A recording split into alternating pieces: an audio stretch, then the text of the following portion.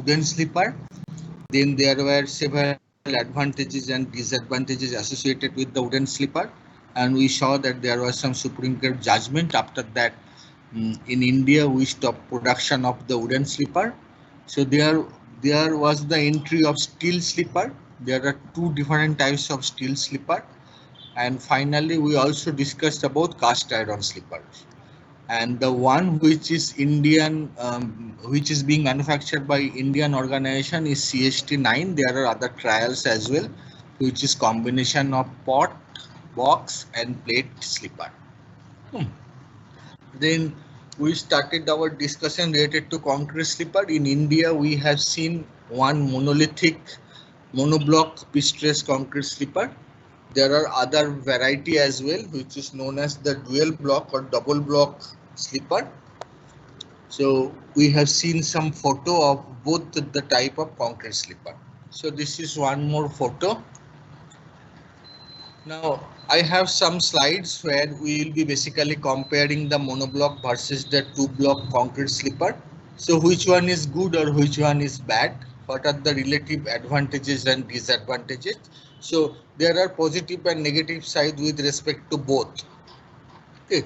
Monoblock slipper, you can see that it is a one complete structure. It is heavier because in the middle portion there is concrete, so it is heavier than the twin block concrete slipper, so it provides better longitudinal and lateral stability to the track. And when it is one monolithic concrete mass, it is pistress, so it has been observed that it is going to serve its purpose for longer duration. So service life, working life, jo bhi aap bolo, it is longer than the twin block concrete slipper. In case of the two block concrete slipper, if you recall the photo that I have included, there is a bar which is steel, made of steel. So there is a tie bar which is comparatively weak because it is simply a metal bar. Now, whenever you have a metal bar, there will be obviously some instances of the corrosion because of the weathering action. There will be chemical reaction, which is nothing but the corrosion, gradual decay of the metal. So that's why it has been observed that ultimately it leads to lower service life or a smaller working life in case of the two block concrete slipper. Then in terms of expenditure, the two block slipper requires less capital expenditure. Okay. One is the twin block one is ordinary reinforced concrete, and the monoblock or the monolithic concrete slipper, it is having pistress reinforced concrete. So you can understand that the monoblock concrete slipper is going to have more capital expenditure for its manufacture. So initial cost of construction will be high than the two block concrete slipper. Now it has been observed that as it is pistress concrete and it is one single structure, so if there are cracks due to overstressing, so more stress is coming because of higher speed, wheel load. So it will close down when it will come to the normal condition. It means that the train has moved, train is not moving, it is empty track. So the crack automatically closes down when the stress is removed. This is likely to become center bound. Center bound, you people probably remember that deflection in the middle is comparatively less than at the ends. So it has been observed that monoblock concrete slipper is going to be center bound, unlike the two block slipper. So in case of two block slipper, it is inbound, but in case of monoblock slipper, it is center bound. Now, one more thing is that when there are two different blocks joined by a tie bar, now how you are handling it, how careful you are while transporting it from the factory to the site, that will be basically dictating the shape of the tie bar. Sometimes it get deformed because it's a simple metal bar. So when it is deformed, if it is twisted or bent, so gauge will be affected. At the same time, the alignment, the track alignment will be affected as well. So when the track alignment is affected, if the bar is twisted or bent, you can see that, you can understand that the two blocks may not rest on the ballast in the similar manner. Okay, so there may not be 100% contact between uh, the ballast and the rail. Okay, it is twisted, bent. So this is a photo taken from one of the books. The books written by Professor Satish Chandra. So which gives a comparison of different types of slipper. Here you can see that they have shown the service life of the wooden slipper is minimum, whereas for the concrete slipper it is highest. So in case of wooden slipper it is 12 to 15%, steel slipper 40 to 50% years, cast iron slipper 40 to 50 years, and concrete slipper is again largest among all, which is 50 to 60 years. Weight, there are some specific weight, but there are ranges from other sources. So you can see that wooden, steel and cast iron slipper, they are more or less are having same kind of weight, self weight, whereas the concrete slipper is having larger weight. So it is heavier. So that's why it provides better stability, longitudinal and lateral stability to the track, as well as we have observed that the kind of fastening that we use, overall it leads to very less amount of creeping. Handling, manual handling, no damage to slipper while mishandling. So if it is going to fall from your hand or from the vehicle through which it is being transported, there will not be any harm, any damage. In case of steel slipper, yes, it is possible to go for manual handling, but there is almost no damage or less damage in case of mishandling. Cast iron slipper, it is manual handling, liable to break if we go for rough handling. So there can be crack that is getting developed. Hey, please mute yourself.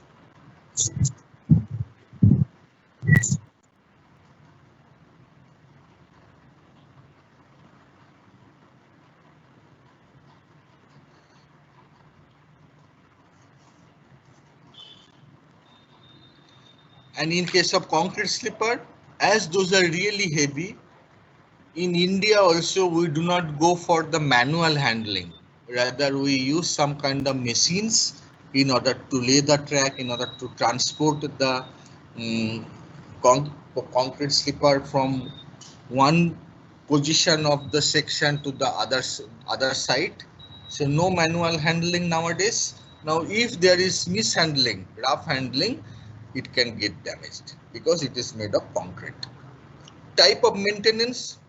Maintenance means we need to make sure that the interlocking in the ballast layer is good, and so we go for the packing. So type of maintenance, in terms of packing, I would say there are other example as well. So it can be manual as well as mechanized in case of both wooden and steel slipper.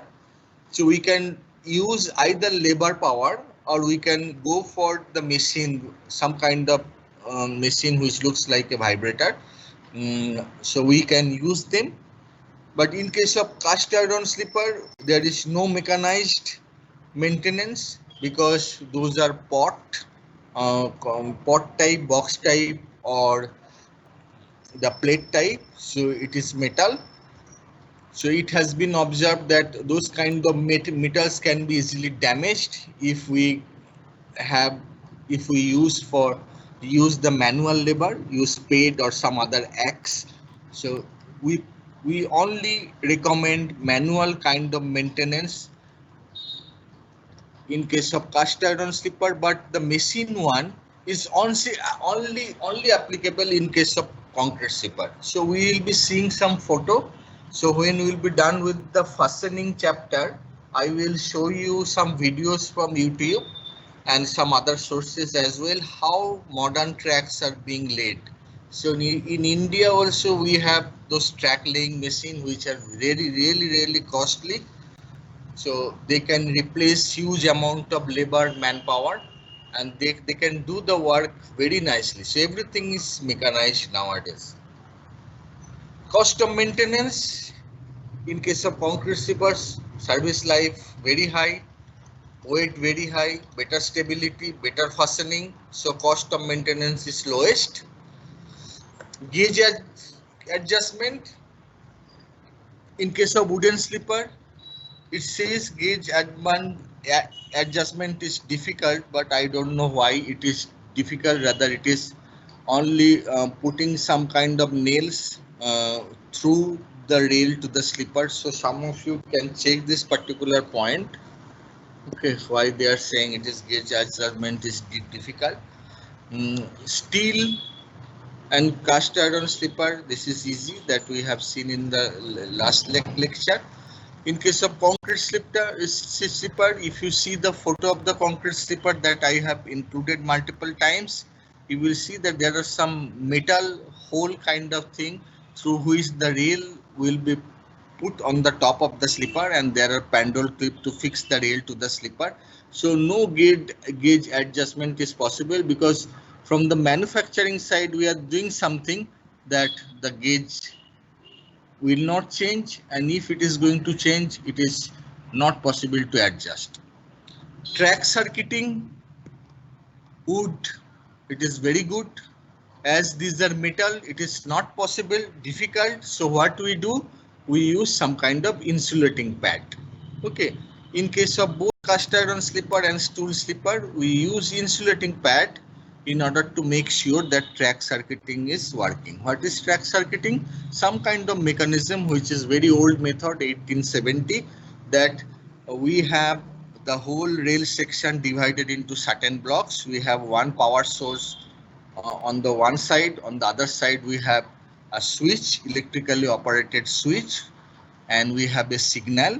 So when the track is unoccupied, how we will be knowing it is track is unoccupied? A small voltage current will be passed through the track, so it will complete a whole circuit.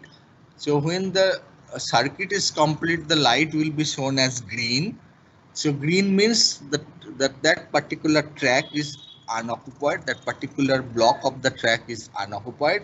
Now as soon as the train will move, train is having metal wheel, so as soon as it will be approaching a particular track, so the current which is supposed to go from the power source to the switch, that will be cut. So it will cut short the process. So the switch will not be receiving any power. As soon as it cuts the power, it will be showing the red indication, red light. So red light means the track is occupied. So that is track circuiting. So I have couple of slides and whole lot of discussion written in the note. So please go through that. And in case of concrete slipper, track circuit is comparative, is very easy. I should not say comparatively, rather it is very easy. Damage, white ant in case of wooden, there can be fire as well. Steel, no damage by white ants, but corrosion is possible because it is metal. In case of cast iron also, corrosion is possible. In case of concrete, no white ant, no corrosion. So obviously it is having the highest service life, the maximum working life. Suitability for fastening, we have not discussed about this topic yet, but wooden slipper is applicable for both conventional fastening and elastic fastening. Steel, conventional, elastic. Cast iron, conventional only, and concrete, elastic only. So what is the difference between conventional and elastic fastening is that it has been observed, unlike the previous years, earlier years, old age of the railway transportation, everywhere train is going to travel at a higher speed. Okay.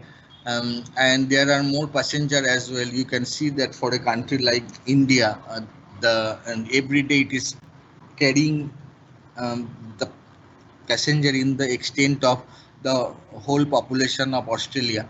So everything is increasing. Now when a train travel at a very high speed, if the fastening is conventional fastening, if you have normal nuts and bolt kind of fastening, then the shock and vibration that is being exerted by the train on the track, that is quite high. So there are more noise. The train will be also facing some extra kind of thrust because of the conventional fastening, and that will be ultimately affecting the comfort of the passenger. So track maintenance become difficult, passenger discomfort is quite evident. So that's why we go for elastic fastening nowadays. So in addition to the common fastening, we have some kind of rubber pads that we use at the interface of rail and slipper. So that we will be seeing during the lecture on fastening. Track elasticity, good. All of them are good, but the concrete one is providing the best. In case of wooden, steel and concrete slipper, it says that creep is excessive in case of wooden, because you can understand that the kind of bonding they have, it is comparatively less in between rail and slipper. In case of steel and cast iron, though both of them say less, but this is actually very low because of the trough shape. So steel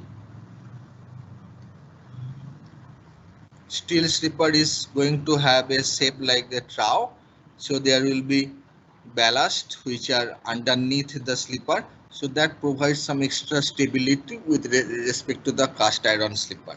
So here actually creeping, you will be observing less creeping than the cast iron slipper. And concrete, heaviest, almost 300 kg.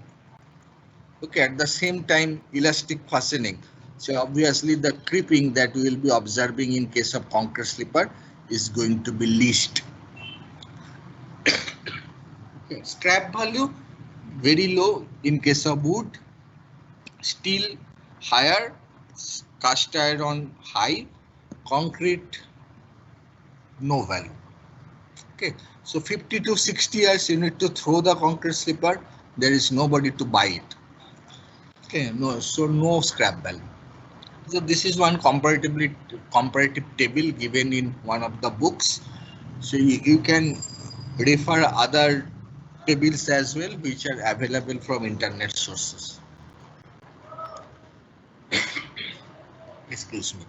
Then we are going to discuss about the density of the slipper once again.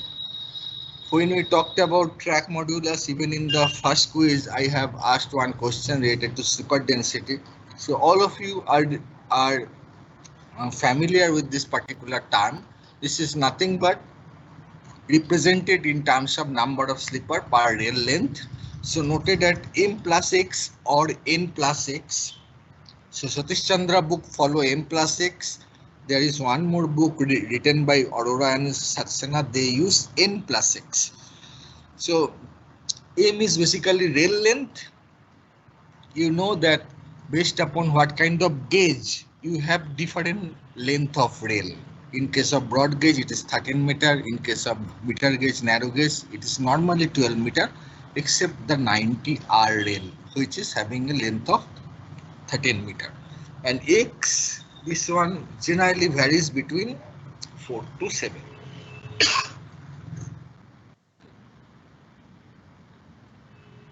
So slipper density, on which factors it depends on. Though I have listed down certain points, but you people can understand that these are quite obvious. The kind of load which is coming, that will be dictating, influencing what is going to be the slipper density. Second one is speed. A track where you expect only the goods train will be traveling at the speed of 70-80 km, and a track where Shatabdi will be traveling at the speed of 160 km. So obviously the slipper density should be different. Rail section type. What is the section of rail you are using? So section of rail is represented either in terms of R or kg. Okay, so 90R, 75R or 52 kg. Once again, I am repeating you So this is actually weight per unit weight length. Okay, so 90 R is 90 pound per yards. And what is 52 kg? 52 kg per meter. Okay, but we call it 52 kg or 60 kg rail. Okay, remember that. So rail section type, whether it is RBS section, whether it is UIC section or IRS section, that will be also influencing what is the slipper spacing we are going to have. Slipper type and strength. So we have seen 4 different types of slipper, and also in a particular slipper category there are variations. So what kind of slipper you are using, what is their strength, that will be also influencing the slipper density. And lastly, the ballast cushion type and depth. What is the ballast cushion you have used, what kind of rock, whether it is sandy, whether it is ash, or whether it is modam, or whether it is stone. And at the same time, what is the depth of the ballast there, whether it is 200 millimeter or 250 millimeter or 300 millimeter, that will be also influencing the slipper density. And last one is formation nature. What is the nature of the formation? We have seen in one of the photos that sometimes we put a subballast layer on the top of the formation where there are actually unique soil properties. So in the southern part of India where we have laterite soil, so we have seen that that water percolates very easily. So that actually creates problem in terms of drainage. So we put a impervious layer which is known as subballast layer. Okay. So what kind of formation you have, that also influences the slipper density. So now see one more photo which is very interesting. So this is one normal railway track with a joint in between. So you will be seeing a fish plate over here. There will be 2 holes here. There will be 2 more holes here, uh, which will be basically filled by nuts and bolts. So this is a joint. Okay. So now these are slippers. So these are underneath the rail. You can see these are slippers. So this slipper and the other slipper, we call them joint slipper because they are closer to the joint. Okay, now if I look at the center line of this slipper and the other slipper, we call it the distance between the joint slipper. Now this is first shoulder slipper. So joint slipper, next one is first shoulder slipper, second one is second shoulder slipper, and these ones are intermediate. So the ones which are in the middle, because we are far from the joints now. Okay, here also we will be having intermediate slipper. So we have joint slipper, we have first shoulder slipper, we have second shoulder slipper, and we have intermediate slipper. Now my question is, the distance between joint slipper and distance between first shoulder and joint slipper, or second shoulder and first shoulder slipper, will they be same or there will be difference? Any comments?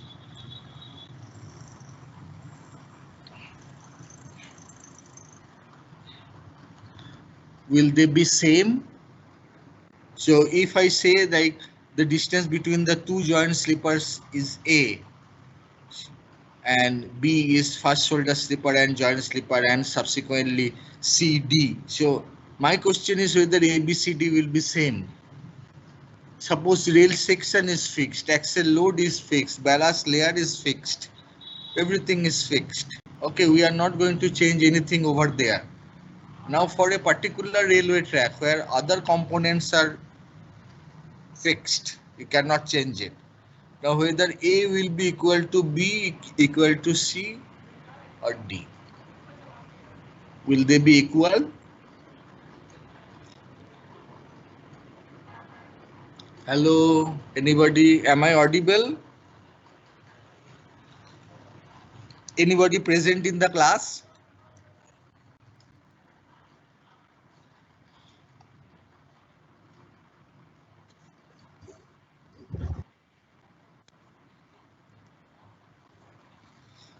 बता नहीं सकते?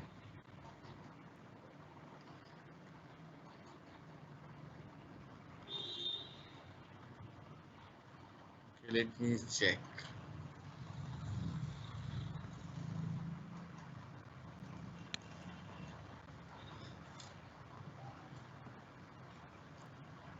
There are 105 students present. So please, what is the answer? थोड़ा तो बताओ.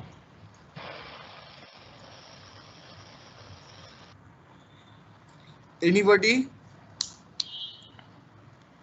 So the now in case of a railway track where you have used the fish plates, you can understand that joint is the weakest location. Okay, we keep a gap in order to make sure that the temperature variation is going to accommodate the expansion and contraction of the gap. Okay, and the kind of fish plates, nuts and bolt we use, we have seen that there can be creeping, there can be loosening of nuts and bolts. Sometimes you need to send the people at the site to check whether they are in proper shape or not. So you need to go for proper maintenance. Okay, no matter what I say, what are the points I am saying, I am trying to say you that the joint is the weakest location in a particular railway track where we have nuts and fish plate, nuts and bolts. So this position needs to be provided with better strength by having a closely spaced slipper. Okay, by saying so, what I am trying to say that the distance between the two joint slipper will be comparatively less than the other slippers. Okay, so let us see a table. Okay, so this is related to fish plated track where we use fish plate. Okay, so first one, you can see there is a comparison table between spacing of slipper in centimeter, and there are two different columns at the right side. On the right side, one is wooden slipper and the other one is metal slipper. Now in case of joint slipper, okay, you can see for a particular column, you can say this is smaller, then the distance between joint slipper and first shoulder slipper is comparatively high. First shoulder slipper and second shoulder slipper, it is larger, no matter whether we have used M plus 4 or M plus 7. If we use M plus 4, it means that, okay, M plus 4 or M plus 7, what is the difference between these two? Which one is going to have more number of ballast? Sorry, more number of slipper in unit length? This is suppose 13. 13 is the rail length. So this is 17 slipper per rail length. This is 13 plus 7, 20 slipper per rail length. Okay, so here you can see that there will be close spacing of slipper. That's why you can see that this is smaller. This is 17 slipper per rail length. So this is comparatively less number of slipper. That's why the spacing has automatically increased. Similar trend you will observe here. Okay, this is lower spacing, this is higher spacing. But whatever the trend, this is higher, this is lower than this one is higher than this one is higher than this one. Okay. Irrespective of the values, this is 61, this is 64, this is 68, this is 84, this is 70, this is 61.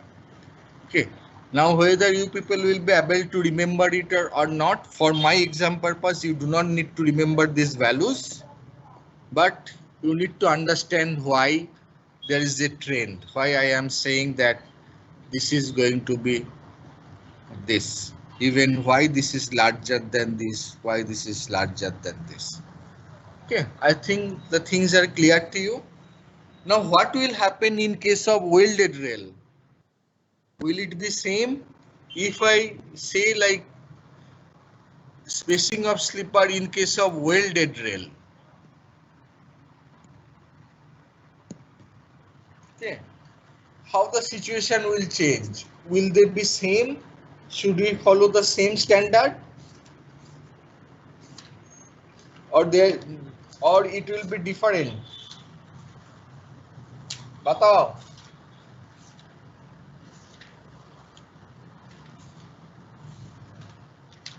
Hello.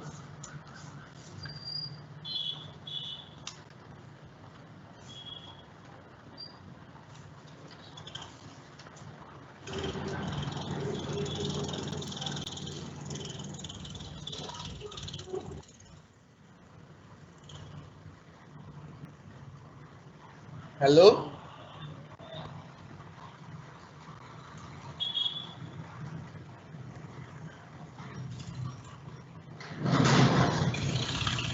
Will it be same in case of welded rails? So if I see this photo which I have shown you earlier, so in case of welded rail there is no joint in the middle, like there is no gap in the middle. Obviously there will be joint. So there is no fish plate, there is no nuts and bolts. Rather we put some kind of metal here. Okay. So if you do not check minutely, you will not be able to see that there is a joint. So when there is no joint, basically all these things are gone. A, B, C, D, they do not make any sense. There is no, there will be joint slipper or first shoulder slipper, but there is no discrimination between A, B, C, D. So how do we represent in case of welded rail? Is there any way, better way to represent? Because now we should not use M plus X. It is not for one particular rail. Rather, if we move along a track, you will be able to see that the rail is extending even from one railway station to the next railway station. So how do we represent the slipper density in case of welded rail?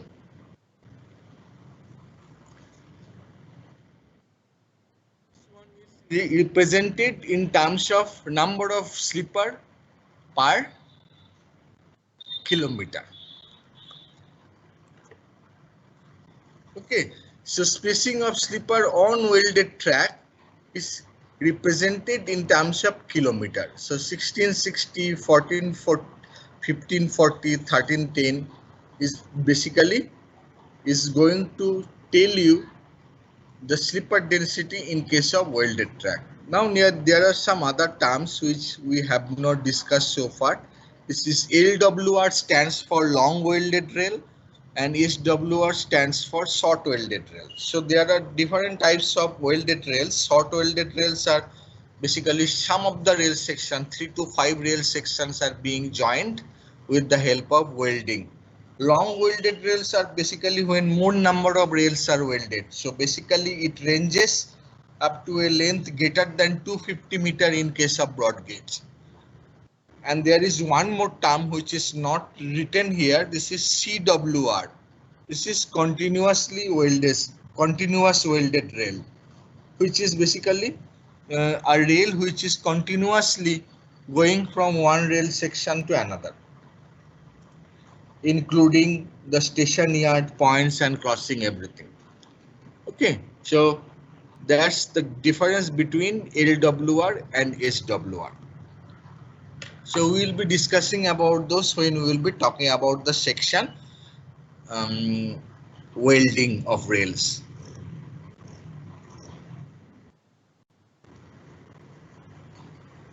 Hello, am I audible to you? Hello guys. Am I audible to you? Yes, sir. Yes, sir. Okay. So sometimes I feel like whether you people are listening to me or not. Okay. So initially we started with rail, then we moved to slipper. Now we are going further down, which is ballast. So ballast, this is a common photo from a railway track. Here you can see that a rail line is visible. There are two parallel rails. There are some transverse component which is slipper, and there are stones lying here and there. So this is not only lying here, rather there is some depth associated with the stone layer on which the slippers are embedded. So now we will be talking about this particular layer, which is ballast. So ballast, a layer of broken stone, gravel, moram, or any other granular material. So okay, ballast is fine, but we did not listen earlier that there can be other materials as well. So we have seen so far that in the track layer, we see only the stones or the aggregates. So there can be broken stone, there can be gravel. Now what is gravel? Gravel is basically group of rock fragments. Okay. So if you check any photo of a gravel, search in Google image, you will be able to see that it can be classified by different particle size. There can be granule shape as well as there can be boulder shape. So minimum it will be having a shape of a granule, maximum it will be having a shape of a boulder. So when there is a mix of that, we call it a gravel. Here actually I have a photo of gravel. Okay, this one. Now what is moram? Moram. Those who are from the villages must have seen moram roads. Even sometimes we construct our huts with the help of moram. So what is moram? This is some kind of soil which is reddish in color. Okay. It is particularly used in case of road construction, village roads. Okay. So good material for building the roads and hard. What is the reason? Why do we use it? What is the specialty of this particular material? That they can be compacted easily to form hard surfaces and which is generally impervious in nature. Okay, so if we go for their compaction, we will be able to see a hard surface coming out of moram and they are impervious in nature. That's why we use this material for the construction of road. Now this has been used historically in case of ballast layer as well, but nowadays it is not very common. So we'll see further discussion later. So placed and packed below and around slipper. So we have seen below, we have seen around as well. So distribute load from slippers to the formation and simultaneously allow the drainage. Just hold on, I don't know why the laser pointer is not working. Yes. Okay. The allow drainage and at the same time they provide lateral and longitudinal stability to the track. The rail or the slipper, they do not distort, they do not change the alignment because of the presence of the ballast layer. At the same time, it does not move in the longitudinal direction. So obviously ballast is going to play an influential role in the stability of the track. There are certain functions as well. So transfer the load to wider area. So rail, you can see that it is I section, comparatively lowers least amount of surfaces. It is being transported, the load is being transported to slipper. Now slipper is also having a limited shape. Now slipper is embedded in the ballast, at the same time it is surrounded by ballast layer. So load is being transferred to larger area, wider area. Provide level and hard bed for the slipper, otherwise there will be problem. If it is undulated yielding surface, they will not be lying on a level surface. So there can be extra loading that can come. So it provides level and hard bed for the slipper. Effective mean to maintain level and the alignment of the track that we have discussed in the last slide. Hold slipper in position during train passage. If there is no ballast, ask one particular train to move on the top of the slipper or the rail. You will be able to see they are moving in a particular direction, the direction where train is going, but the ballast layer is making sure that it is held in position during the train passage. No matter what is the speed of the track, it is going to hold the slipper in the track. Provide lateral longitudinal stability, same point which we have discussed earlier, and then provides elasticity and resilience up to the track. So these two terms I have discussed earlier. What is the meaning of these two? How they are different from each other? So both of them are ability of a particular object, substance, material, jo bhi bolo. How they are different? Elasticity is basically it will resume its normal shape even after being stretched or compressed. Okay, so if we stretch it, compress it, okay, it will be able to resume its normal shape after it is being stretched or compressed. But resilience, what is the meaning of resilience? So ability of the material or object to spring back to its shape. Okay, going back to its shape, spring back. That particular property is known as resilience. So I believe those who are fond of structure, they are very much familiar with these two terms. Provide effective drainage to the track, so that we have seen earlier. So ballast, there can be sub-ballast layer. There can be some requirements as well, because as it is a part of the track, we need to make sure the kind of material that we are going to use, they are having certain property. Some checklist needs to be maintained. So first one is tough and wear resistance. Okay, tough, anybody remember what is the property of toughness from the aggregate testing? So toughness, it has been observed that it is the ability of the material to absorb energy. So you have some kind of load, you used to uplift that particular load and release it. There will be a free fall of a particular weight, and you will be doing it for certain number of times, and you will be given a ship size, and you will be asked to come up with the toughness of the aggregate.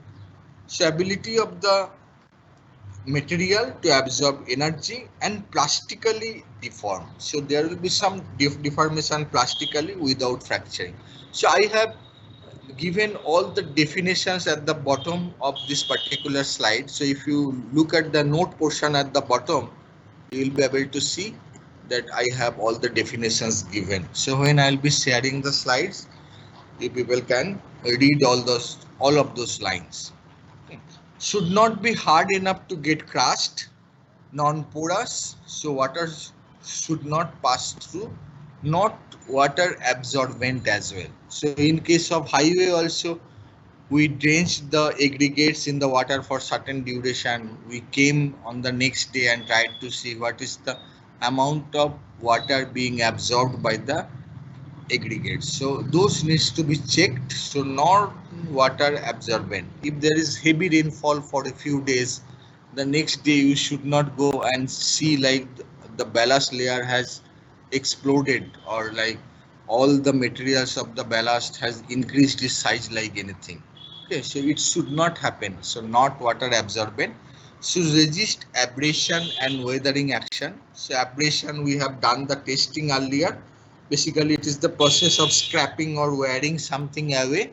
So Los Angeles abrasion test that you have done. So that property we check. Should allow good drainage. Okay, so drainage should be there, and at the same time I was looking for this point, should be cheap and economical. Okay, so initial and maintenance cost should be the lowest in terms of this particular component of the track. So there are Types of ballast. First one is, which is very much known to you, it is broken stone, the one we see quite often, all the time. It is widely used by Indian Railways, should be non-porous, hard, angular, does not flake due to vagaries of weather. So does not flake means flakiness index you have done, so flake, so does not become flake due to the weathering action. What is vagaries? Vagaries is basically which is something which is unexpected or inexplicable. So you are not being able to explain it and you did not predict it. So there were such instances of weather in the Indian subcontinent. So it should not damage the layer of the ballast when it is made of ballast stone. Angular, hard, non-porous. The excellent ones are obtained from igneous rocks like granite, quartzite, hard trap. So what is igneous rock? Igneous rock is basically one kind of rock out of 3 different types of rocks. What are the other 2 types? Anybody remember? 2 other types of rocks. Metamorphic and sedimentary. Yes. From where do you know it? Do you have a class on it? Sir 9th-10th में पढ़ा था बहुत पहले. बहुत अच्छा याददाश्त है आपका ना. Great man, great. So sedimentary, metamorphic and igneous. So do you have a course in civil engineering where these things are taught? Building materials or something? I don't know. No. Okay. So igneous rock, those are the best one. And when we say best, obviously you can see they are used in case of the track where you have high speed rails. Okay. So igneous rock, though I am not a person with the material background, but igneous rocks are basically formed due to the cooling and solidification of magma or the lava. You know the volcano, so sometimes some volcanoes they become active, so magma or the lava will be coming out. So when it comes out, you know it is orange in color, there will be fire, it is like liquid fire. Now when it cools down and solidify, it becomes the igneous rock. So the best one are the igneous rocks. Okay. There are other rocks as well which we have been using historically. One is sandstone and limestone. Both of these are basically sedimentary rock. Okay. So the difference between sandstone and limestone is basically, in case of sandstone, we have sand-sized mineral particles as well as some rock fragments. But in case of limestone, you will be able to see that there is the skeletal fragments of the marine organism. So if you go to the ocean, if you go to deep blue sea, you will be able to see coral, there will be mollusk and other things. So over the time when they die, they become crushed. So there will be skeletal fragments of those marine organisms in that particular rock, so which is known as limestone. And sandstone is sand-sized mineral particle. Okay, so here also at the notes I have included some points at the notes, so you can see those points. And it is economical in long run because this is best. Okay, they have all good properties, they do not break easily, they are non-porous, they are really hard, and we have the provision of getting it from igneous rock. Sometimes we use sandstone or limestone which come from the sedimentary rock. It is actually sand. Now it is very, you will be very surprised to see that even sands have been used in case of the ballast layer. So those are very cheap, provides good drainage, used in low density areas. So nowadays, particularly in the Arabian country, Sahara, if you see, there are certain railways where they do not have the provision of bringing stone because the cost will automatically increase. So they still use the sand. And in case of India and this particular subcontinent, when British people ruled us, we used it for the low density area where we do not have much demand or traffic density. So mostly with cast iron pot slipper, wooden and steel tower slipper. So you can see that this is not from the modern era, the new generation, because nowadays we have concrete slipper. So coarse sand is preferred, not the fine one. So here you can see the granules are comparatively larger. So coarse one is preferred. Drawback is blowing effect due to vibration. Now, no matter whether you go for coarse or coarser sand, when the train will be moving at this decent speed, they will be blowing away because of the speed, because of the vibration that is getting generated due to the movement of the track. So now when the sand is getting blown away, some of the sands will be on the top of the rail, some of them will be in the moving parts of the rail. So rail has the bogie, so some of the sands will be going inside the moving parts, so there will be extra friction, there will be wearing on the top of the rail. So that's the main problem with the sand as a ballast.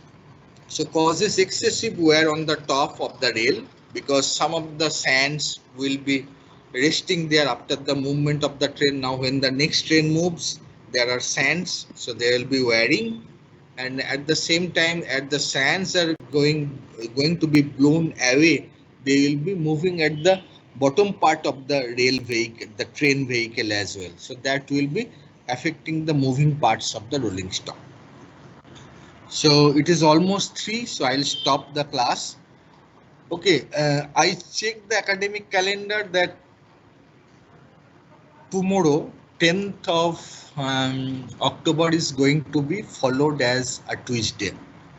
Okay, so as it is a twist day, we'll have the lecture class at 3 p.m. But the morning 2 classes, the tutorial classes, I don't exactly recall which 2 batches, but it is probably M1 and M4. So I will not be engaging you people. Okay, so there is no tutorial class, though it is a Tuesday class. So no tutorial for the M1 and M4 batch, but there will be a lecture class in the afternoon between 3 to 4. So Rajat, the CR, please convey the message to the other people who are not present in the class. Okay. So let me take the attendance.